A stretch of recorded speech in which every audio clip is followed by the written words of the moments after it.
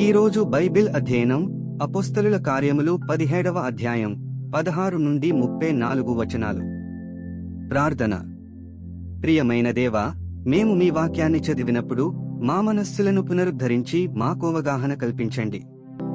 మీరు మా సమయాన్ని ఆశీర్వదించి మీకు దగ్గరగా రావడానికి మాకు సహాయం చేయండి. యేసు నామంలో ఆమెన్. అపోస్తలుల కార్యములు 17వ అధ్యాయం 16వ వచనం నుండి. పౌలు ఏథెన్సులో వారి కొరకు కనిపెట్టుకునియుండగా ఆ పట్టణము విగ్రహములతో నిండియుండుట చూచినందున అతని ఆత్మ పరితాపము పట్టలేకపోయెను. కాబట్టి సమాజమందిరములలో యూదులతోనూ భక్తిపరులైన వారితోనూ ప్రతిదినమున సంత వీధిలో తన్ను కలుసుకుని వారితోనూ తర్కించుచువచ్చెను. ఎపికూరీయులలోనూ స్తోయికులలోనూ ఉన్న కొందరు జ్ఞానులు అతనితో వాదించిరి.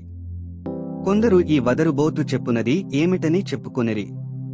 అతడు యేసును గూర్చియు పునరుద్ధానమును గూర్చియు ప్రకటించెను గనుక మరికొందరు వీడు అన్యదేవతలను ప్రచురించుచున్నాడని చెప్పుకొనిరి. అంతట వారు అతని వెంటబెట్టుకుని అరేయోపగు అను సభయొద్దకు తీసుకుని పోయి, నీవు చేయుచున్న ఈ నూతన బోధ ఎట్టిదో మేము తెలుసుకొనవచ్చునా?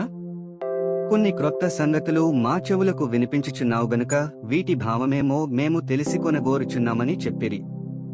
ఏథెన్సు వారందరును అక్కడ నివసించు పరదేశులను ఏదో ఒక క్రొత్త సంగతి చెప్పుటేందును వినుటేందును మాత్రమే తమ కాలము గడుపుచుండువారు. పౌలు అరేయోపగు మధ్య నిలిచి చెప్పినదేమనగా, ఏథెన్సు వారలారా, మీరు సమస్త విషయములలో అతి దేవతాభక్తిగలవారైయున్నట్టు నాకు కనబడుచున్నది. నేను సంచరించుచు మీ దేవతా ప్రతిమలను చూచుచుండగా ఒక బలిపీఠము నాకు కనబడెను. దానిమీద తెలియబడని దేవునికి అని వ్రాయబడియున్నది. కాబట్టి మీరు తెలియక దేనియందు భక్తి కలిగియున్నారో దానినే నేను మీకు ప్రచురపరచుచున్నాను. జగత్తునందలి సమస్తమును నిర్మించిన దేవుడు తానే ఆకాశమునకును భూమికిని ప్రభువయ్యున్నందున హస్తకృతములైన ఆలయములలో నివసింపడు. ఆయన అందరికినీ జీవమును ఊపిరిని సమస్తమును దయచేయువాడు గనుక తనకు ఏదైనను కొదువయున్నట్టు మనుష్యుల చేతులతో సేవింపబడువాడు కాడు. మరియు యావత్ భూమి మీద కాపురముండుటకు ఆయన యొక్కని నుండి ప్రతి జాతి మనుష్యులను సృష్టించి వారు ఒకవేళ దేవునిని తడవులాడి కనుగొందురేమోయని తన్ను వెదకు నిమిత్తము నిర్ణయకాలమును వారి నివాస స్థలము యొక్క పొలిమేరలను ఏర్పరచెను. ఆయన మనలో ఎవనికిని దూరముగా ఉండువాడు కాడు.